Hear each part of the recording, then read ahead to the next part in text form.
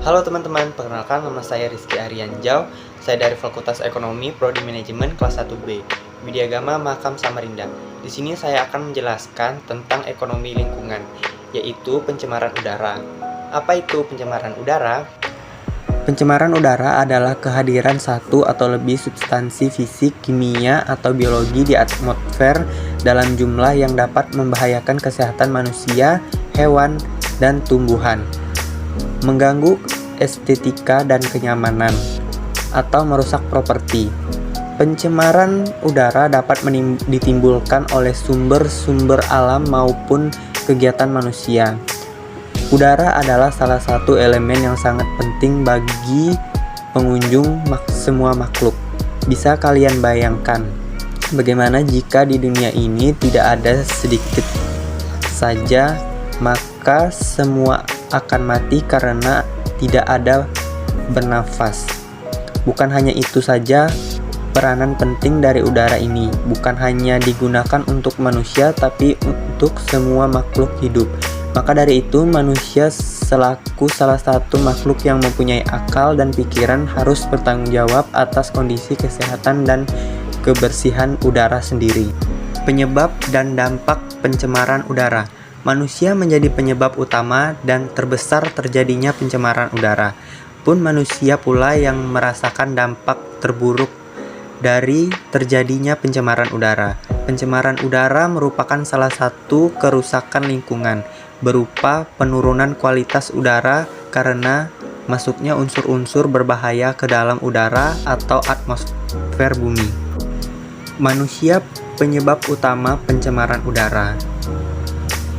Ada banyak sekali penyebab pencemaran udara, bahkan tidak terhitung jumlahnya, dan hampir semua disebabkan oleh tangan manusia sendiri. Salah satu contohnya, nomor 1, polusi disebabkan asap kendaraan.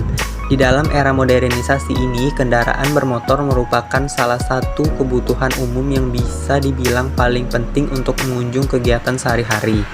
Pada zaman dahulu, orang pergi ke tempat yang jauh menggunakan angkutan umum.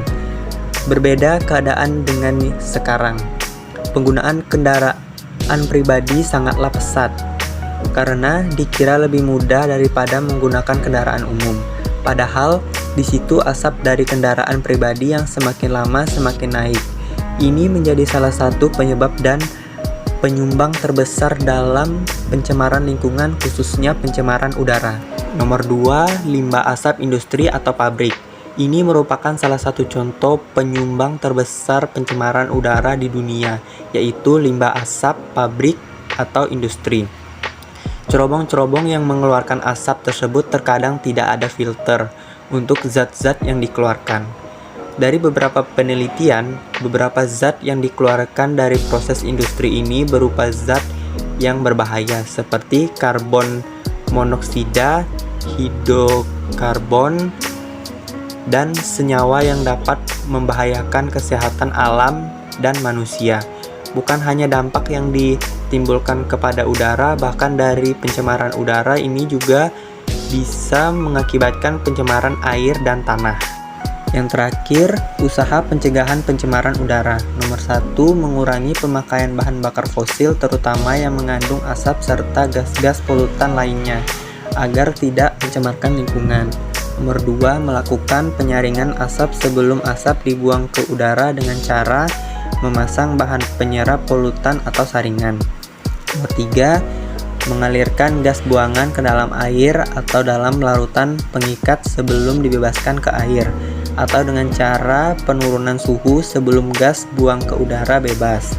Nomor 4, membangun cerobong asap yang cukup tinggi sehingga asap dapat menembus lapisan infrasi intermal agar tidak menambah polutan yang tertangkap di atas suatu pemukiman atau kita. 5, mengurangi sistem transportasi yang efisien dengan menghemat bahan bakar dan mengurangi angkutan pribadi. Nomor 6, yang terakhir, memperbanyak tanaman hijau di daerah polusi udara tinggi, karena salah satu kegunaan tumbuhan adalah sebagai indikator pencemaran dini. Selain sebagai penahan debu, dan bahan partikel lain. Sekian dari penjelasan saya. Jika ada tutur kata yang salah, mohon dimaafkan. Terima kasih.